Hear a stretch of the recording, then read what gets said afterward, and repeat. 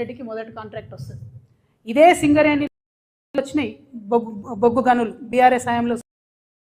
అప్పుడు సుజన్ రెడ్డి రేవంత్ రెడ్డి బావమరదని. ఇవాళ నేనేమంటున్నా,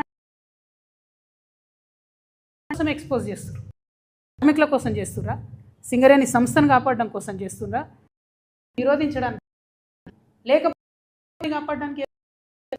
ఆ విషయం ఇవాళ ప్రజల వద్ద నేను స్పష్టంగా చెప్పదలిచిన. ఇంకొక మాట ఈ గుంటనక్క ఏమంటారు, ఎంత దారుణం అంటే, it is an insult to entire Dalit community. I'm telling you. బట్టి విక్రమార్క గారికి నేను లెటర్ రాయను, కిషన్ రెడ్డి గారికి రాస్తాను. బట్టి విక్రమార్క గారు power minister, he has every power in his hand to cancel the tender. ఆయన చేసిండు కూడా నిన్న టెండర్ క్యాన్సిల్. మరి మీకేమైంది లెటర్ రాయడానికి? ప్రధాన ప్రతిపక్షానికి ఉప ముఖ్యమంత్రి గారు, పవర్ మినిస్టరు, అట్లీస్ట్ మీరు రాయాలి కదా లెటర్. మేము అడుగుతూ ఉన్నాం, మేమేం డిమాండ్ చేస్తున్నామంటే, అసలు ఈ ఎండిఓ సిస్టమ్ ఉండకూడదు.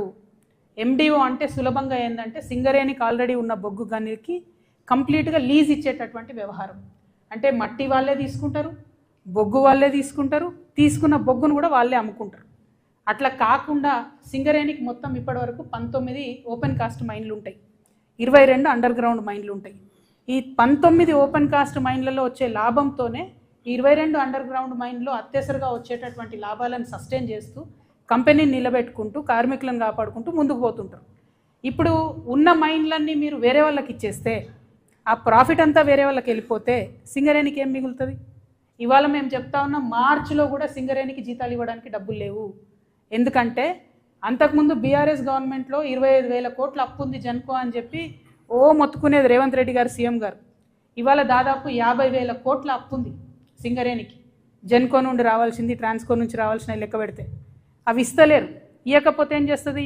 సింగరేణి జీతాలు ఇవ్వాల్సిన ప్రతిసారి కూడా బ్యాంకుకు పోయి అప్పు తెచ్చుకుంటాం, మళ్ళీ దానికి మిత్తి కట్టాలి, మళ్ళీ నెక్స్ట్ మంత్ జీతాలకు మళ్ళీ పోవాలి, మళ్ళీ అది బర్డెన్ అవుతుంది. సో అల్టిమేట్గా ఆల్రెడీ నష్టాలలో ఉన్న సంస్థను పూర్తిగా కిల్ చేసేటటువంటి ప్రయత్నం తప్పితే ఇది సింగరేణికి కానీ, సింగరేణి కార్మికులకు కానీ, తెలంగాణకు కానీ లాభమయ్యే అంశం కాదు. మేము తెలంగాణ జాగృతి తరఫున బట్టి విక్రమార్క గారికి ఉత్తరం రాస్తూ ఉన్నాం. ఎండిఓ సిస్టమ్ దయచేసి రద్దు చేయండి. మీరు ఆల్రెడీ 9 టెండర్స్ రద్దు చేసిండ్రు. Let Singareni do it's open cast in 9. ఎందుకు చేయలేం మనం? అక్కడెక్కడో రాజస్థాన్లో పోయి పవర్ ప్లాంట్ పెడతారు, ఇంకెక్కడో గుజరాత్లో పోయి ఇంకో ప్లాంట్ పెడతారు. ఒరిస్సాకు పోయి మీరు చేయండి ఓపెన్ కాస్ట్, ఎందుకు చేయరు? ఇప్పుడు ఈ ప్రైవేట్ కాంట్రాక్టర్ కూడా పోవాల్సిందే కదా.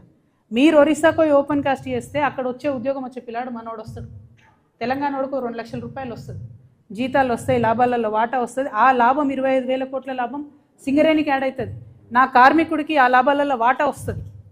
ఎండిఓ విధానం రద్దు చేయాలి. ఇదివరకు బీఆర్ఎస్ గవర్నమెంట్లో తాడిచెర్ల బ్లాక్ 1ని ఎండిఓ కింద ఏఎంఆర్ అనే కంపెనీకి ఇచ్చిండ్రు. ఇస్తే ఇప్పుడు అందులో లాభాలలో ఏ వాటా కూడా మనకు రాదు కదా. అది జెన్కోకి ఇచ్చిండ్రు, జెన్కో నుంచి ఏఎంఆర్కి ఇచ్చిండ్రు. ఏదొచ్చినా ట్రాన్సాక్షన్ వాళ్ళకైతుంది, మనకు పీనట్స్ వస్తాయి లీజ్ అమౌంట్.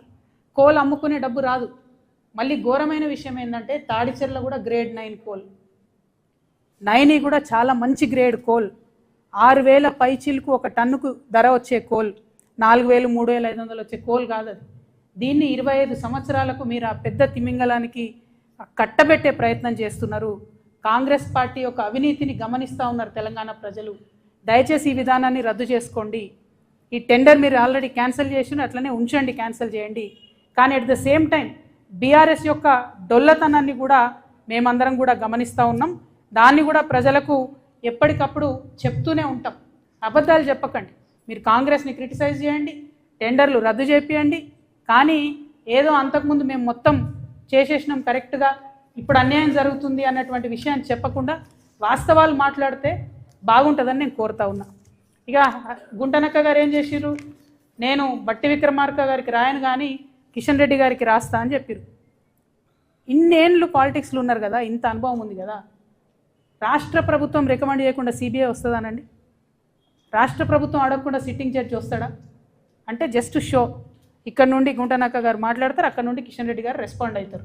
రెస్పాండ్ అయ్యి వెంటనే మేఘాల మీద ఒక కమిటీ వేసారు. ఈ కమిటీలో ఒక మేడంని పెట్టిరు, ఆమె పెద్ద ర్యాంక్ ఉంది, ఆమె చేసినా కూడా బాగుంటుంది.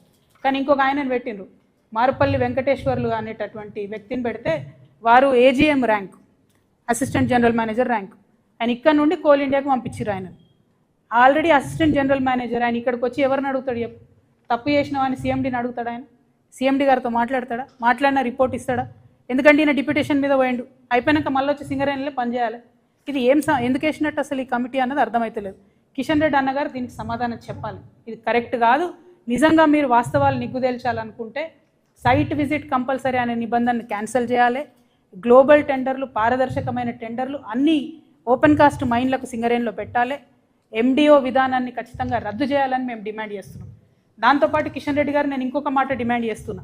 ఆంధ్రప్రదేశ్లో బొగ్గు నిక్షేపాలు ఉన్నాయి, తెలంగాణలో కూడా మన శ్రవణపల్లిలో, అట్లనే పెనగడపలో, సత్తుపల్లిలో, కళ్యాణకనిలో, కోయగూడెంలో, మన్గూరులో కొత్త టెండర్స్ కొత్తవి ఉన్నాయి బొగ్గు బ్లాకులు.